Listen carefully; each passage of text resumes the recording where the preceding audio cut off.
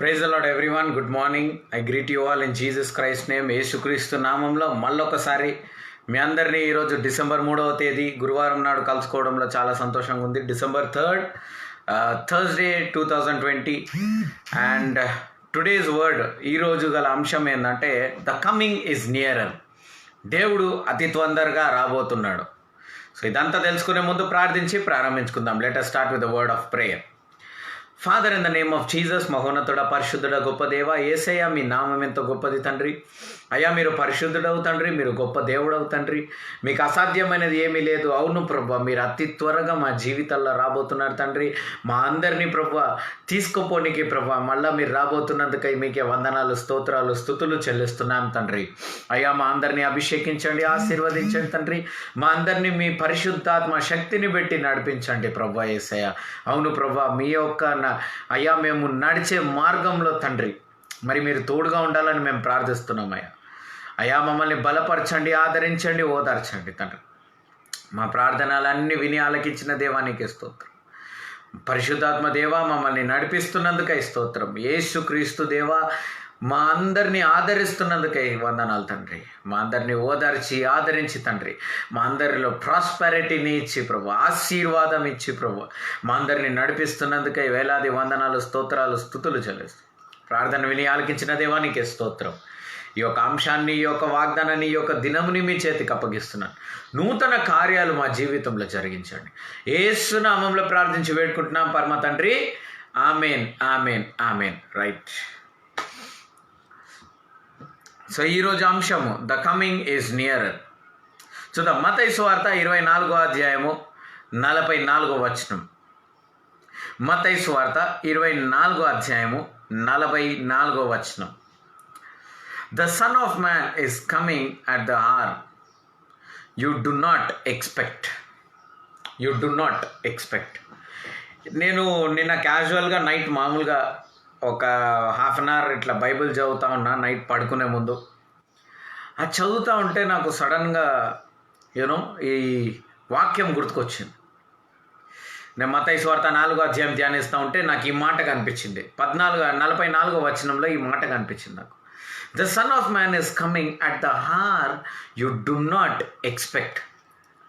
నువ్వు ఎదురు చూడని సమయంలో దేవుడు రాబోతున్నాడంట. నువ్వు సిద్ధపడని ఆ సమయంలో దేవుడు రాబోతున్నాడంట. Okay, God is coming at that time where you are not prepared.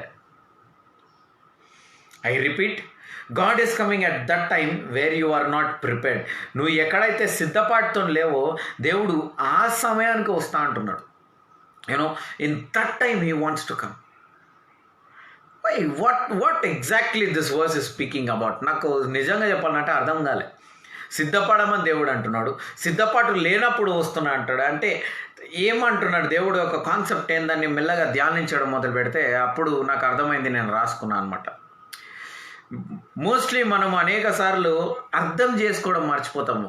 యేసుక్రీస్తు తొందరగా రాబోతున్నాడు, Christ is going to be much earlier then what we assume అన్న విషయాన్ని మనం మర్చిపోతూ ఉంటాము. దేవుడు తొందరగా రాబోతున్నాడు, దేవుడు అతి త్వరలో మరి దేవుడు భూమి పైన వచ్చి మరి తన బిడ్డలను తీసుకొని అతి త్వరలో రాబోతున్నాడు అని విని విని విని విని కాస్త మన అజంప్షన్ ఎలా అయిపోయిందంటే రేపు రాడలే, ఎల్లుండి రాడలే, ఇంకా 10 సంవత్సరాల తర్వాత వస్తాడేమో.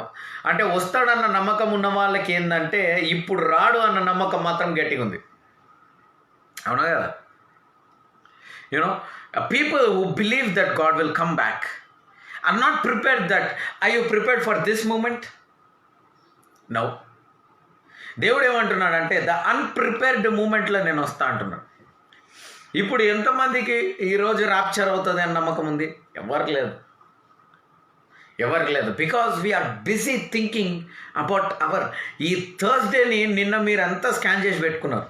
ఓకే, థర్స్డే సిస్టర్స్ అందరూ పొద్దున్న లేచి నేను ఇది వండాలా, అది వండాలా, బ్రేక్ఫాస్ట్ చేసి పంపించేస్తా, పిల్లోడికి క్లాస్ ఈ టైం స్టార్ట్ అవుతుంది, వాడిని ఈ టైంకి లేపుతా, ఈ టైంకి రెడీ చేస్తా, ఈ టైంకి ట్యూషన్ పంపిస్తా, ఈ టైంకి ఆన్లైన్ క్లాస్లో కూర్చోబెడతా, దీని తర్వాత లంచ్కి ఇది చేస్తా, డిన్నర్కి ఇది చేస్తా అని మొత్తం ప్లానింగ్లు ఉంటారు.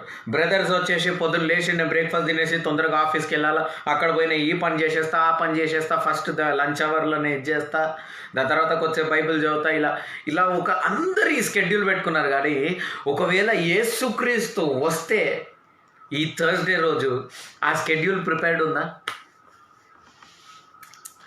So this question strike my mind అనమాట.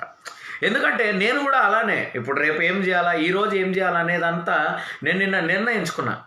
కానీ మీకు ఒకటి చెప్పాలన్నా, నేను ఎప్పుడైతే ఒక రోజు ముందు రోజు ఏదైతే నిర్ణయం తీసుకుంటానో అది ఎప్పుడు జరగదు. That will never happen. Everything happens according to its own.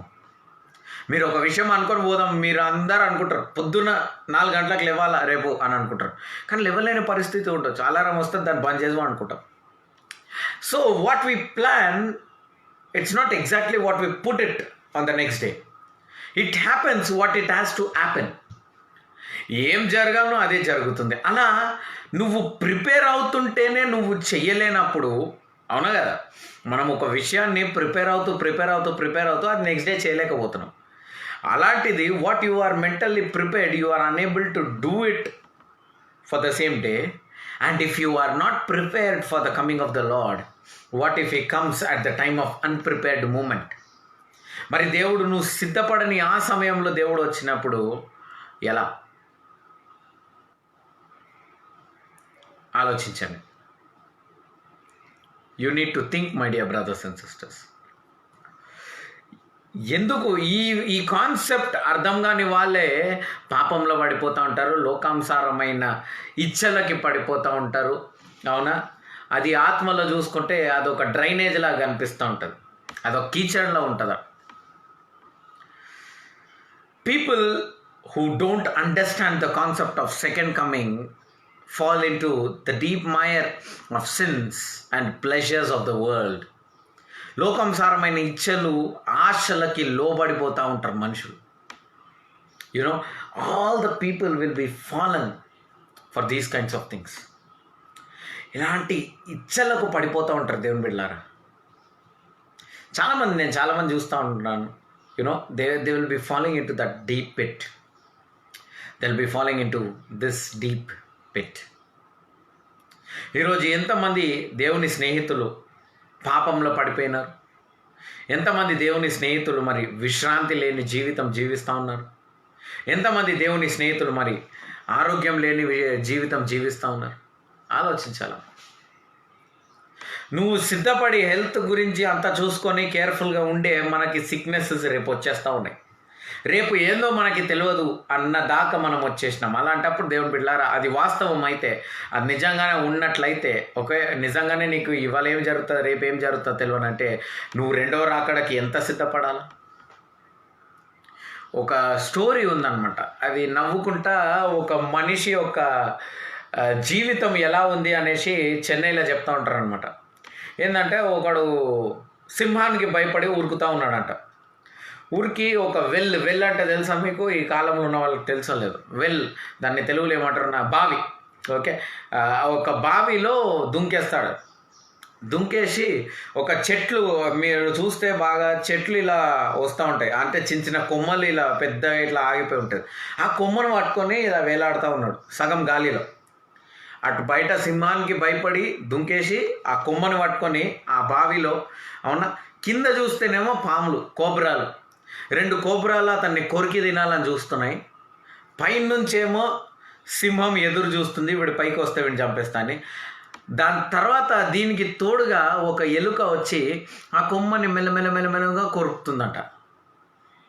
ఇలాంటి పరిస్థితుల్లో పైనుంచి తేనె పడుతుందంట. తేనె చుక్కలు పడతా ఉన్నాయి.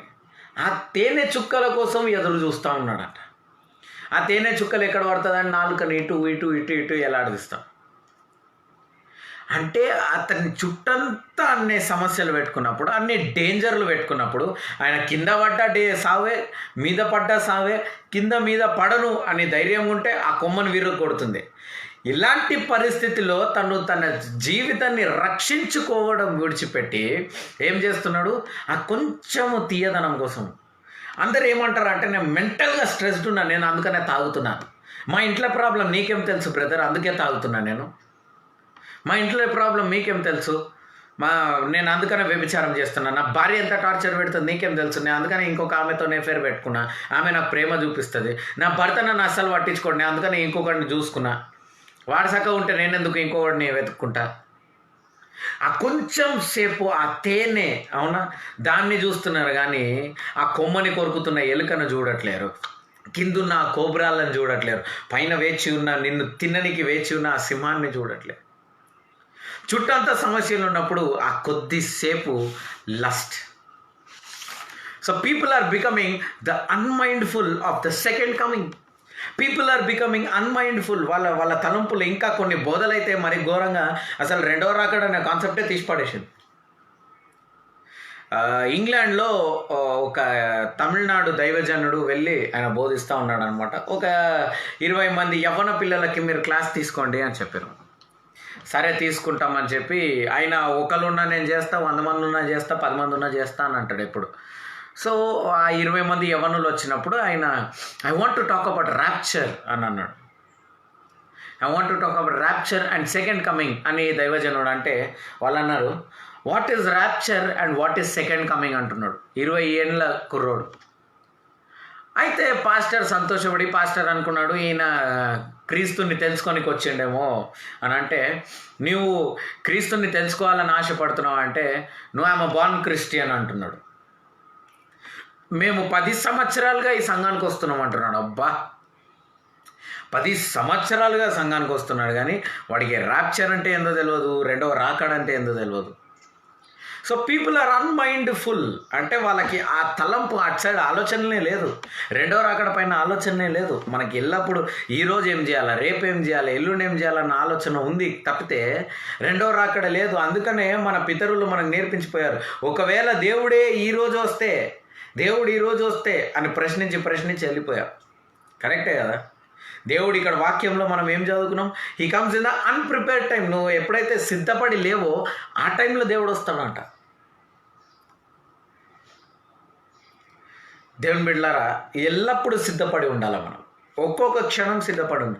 నువ్వు పాపం చేస్తున్న సమయంలో రెండవ రాకడ అయిపోతుంది. నువ్వు గాసిప్ చేస్తున్న సమయంలో, నువ్వు అబద్ధాలు మాట్లాడుతున్న సమయంలో, నువ్వు వ్యభిచారం చేస్తున్న సమయంలో, నువ్వు తాగుతున్న సమయంలో, నువ్వు డ్రగ్స్ తీసుకుంటున్న సమయంలో, నువ్వు ఎఫైర్ పెట్టుకుంటున్న సమయంలో రెండవ రాకడ వచ్చినట్లయితే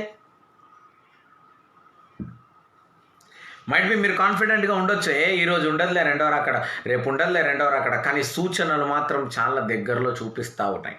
యేసుక్రీస్తు అతి త్వరలో రాబోతున్నాడు. ఇది నిజం, ఇది వాస్తవం. ఎంతమంది సిద్ధపడి ఉన్నారో లేదో నాకు అది తెలియదు.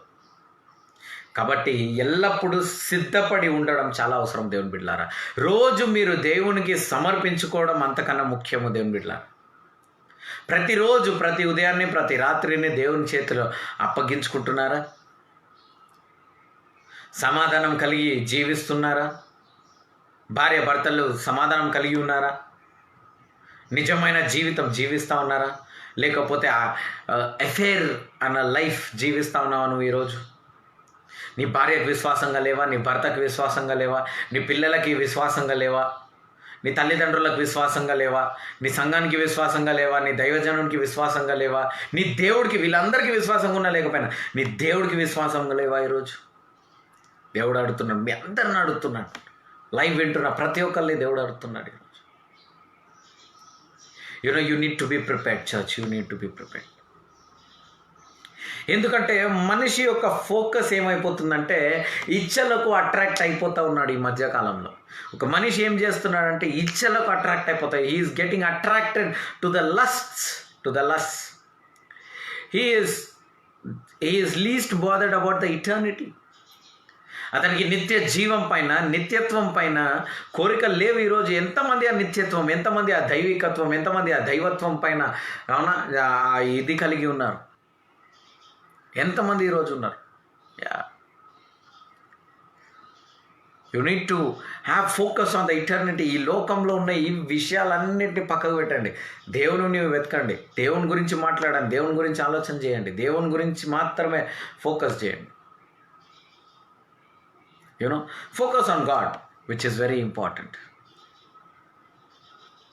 The head with broadly opened mouth or the ocean of hell.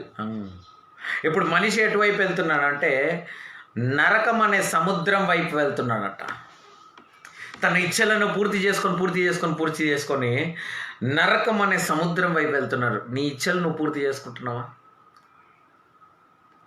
మీరు చేస్తున్న తప్పు మీరు ఎరిగి ఉన్నారు. మీరు చేస్తున్న పాపం మీరు ఎరిగి ఉన్నారు. ఆ పాపం పూర్తి చేసుకొని క్షమాపణ అడిగితే అయిపోతుంది అనుకుంటున్నావు? ఖచ్చితంగా కాదు దేవుని బిడ్డలారా.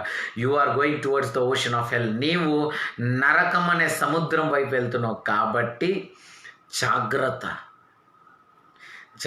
God is warning you all that he is coming back soon. నేను అతి త్వరలో రాబోతున్నాను అని దేవుడు చెప్తున్నాడు. దేవుని బిడ్డలారా, దేవుడు చాలా తొందరగా రాబోతున్నాడు. Are you ready to meet the lord your God? నీ యొక్క తండ్రి అనే దేవుడిని కలవనికి నీవు సిద్ధంగా ఉన్నావా? నేను ఎప్పుడు చెప్తా ఉంటా, నాకు ఇష్టమైన వాక్యము మత్తయి సువార్త 24వ అధ్యాయము 37 నుంచి 39 వరకు చదివితే అందులో ఏమని ఉంటుందంటే, యేసుక్రీస్తు ఈ విధంగా అంటారు, but the days of Noah were, so also will the coming of the son of man be. For as the days of Noah, days before the flood, they were eating and drinking, marrying and giving in marriage until the day of Noah entered the ark, and did not until the Noah entered the ark, and did not know until the flood came and took them away. So also will the coming of the Son of Man be. నువ్వు ఆ ఓడని సిద్ధపరిచేదాకా అందరూ తినుకుంటా తాగుకుంటా పెళ్ళిళ్ళు చేసుకుంటా ఖుషి ఓ bindaas marriage ఉంది నాకు, ఓ పిల్లలు కంటున్నాము, మాకు 3 పిల్లలు ఉన్నారు, ఇంకొకటి ఇష్యూ అవుతుంది నాకు, నేను కన్సీవ్ అవుతున్నా, అన్ని లైఫ్స్ ఎంజాయ్ చేస్తూ ఉన్నారు. ఆ కాలంలో పెళ్ళిళ్ళు చేసుకుంటున్నారు, వివాహము ఎంజాయ్ చేస్తున్నారు, తింటున్నారు, తాగుతున్నారు, పంటున్నారు, లేస్తున్నారు, కూర్చుంటున్నారు, ఆడుతున్నారు, పండుతున్నారు, తింటున్నారు, లేస్తున్నారు, కూర్చుంటున్నారు. ఆ ఓడ కడుతున్నాడు, ఈయనేమో పక్కన అరే వరదలు వస్తుందిరా ఏ పోరా పిచ్చోడా అని, ఈయనేమో ఓడ కట్టుకుంటూ ఉంటాడు, ఆడిపిచ్చోడు ఏదో ఒక బోట్ తయారు చేసుకుంటున్నాడు లైట్ తీసుకొని. మళ్ళీ వీళ్ళందరూ తింటున్నారు. ఆ వరదలు వచ్చేదాకా వాళ్ళు తింటున్నారు, తాగుతున్నారు, పంటున్నారు, పని చేసుకుంటారు. ఈరోజు దేవుని బిడ్డలారా, రెండో రాకడ కూడా అలానే ఉంటుందంట. నువ్వు తింటావు, తాగుతావు, పడుకుంటావు, లేస్తావు, పనికి పోతావు, తింటావు, తాగుతావు, పని చేస్తావు, ఇంటికి పోతావు, అవునా, గొడవ పెట్టుకుంటావు, ఇదే రొటీన్ నీ లైఫ్. ఈడ పోతావు, ఆడికి పోతావు, వాడిని తిడతావు, వీడిని కొడతావు, బండ్లో వీడిని తిడతావు, అవునా, డ్రైవింగ్లో పోతుంటే వీడిని అరే తేరీ బాప్కి తేరీ మాకి అంటావు, అవునా, ఇవన్నీ చేస్తూ ఉంటావు. ఇవన్నీ తింటాం తాగుతాం అన్నీ అవుతుంది. రాడు. The days of Noah will repeat. The son of man is going to come in the same manner, my dear brothers and sisters. దేవుడు కూడా అదే విధంగా రాబోతున్నాడు. ఆ నోవా కాలంలో ఏ విధంగా అయితే నోవా సిద్ధపడ్డాడు కాబట్టే నోవా ఓడ లోపల ఉన్నాడు. నోవా ఓడని తెరుద్దామన్నా తెరవబడ. దేవుని బిడ్డలారా, ఈరోజు ఒక్కసారి ఆ ద్వారం మూయంగానే మనం చూస్తాం 10 మంది కన్యల్లో 5 మంది ఎక్స్ట్రా నూనె తీసుకోబోతూ ఉంటారు, 5 మంది సరిపడా నూనె తీసుకొస్తాడు. కానీ దేవుడు రాజు సరైన సమయానికి తర్వాత వస్తాడు, వెలుగులో ఉన్న స్త్రీలను మాత్రమే తీసుకుంటాడు. నీవు వెలుగులో రాకపోతే దేవుని బిడ్డలారా ఆ ద్వారం మూయబడుతుంది. నువ్వు ఎంత కొట్టినా ఆ ద్వారం తెరవబడదు. సిద్ధపడండి. దేవుడు ఈరోజు మీ అందరిని కోరుకునేది ఏంటో తెలుసా? సిద్ధపాటు. God is expecting the preparation. My dear brothers and sisters, ఎంతమంది సిద్ధపడి ఉన్నారు? Be the prepared to meet the lord your God. మీ యొక్క తండ్రి అయిన దేవుడిని కలవనికి సిద్ధంగా ఉండు. ఈరోజు వాగ్దానము మత్తయి సువార్త 25వ అధ్యాయము 6వ వచనం. A cry was heard, behold, the bridegroom is coming, go out to meet him.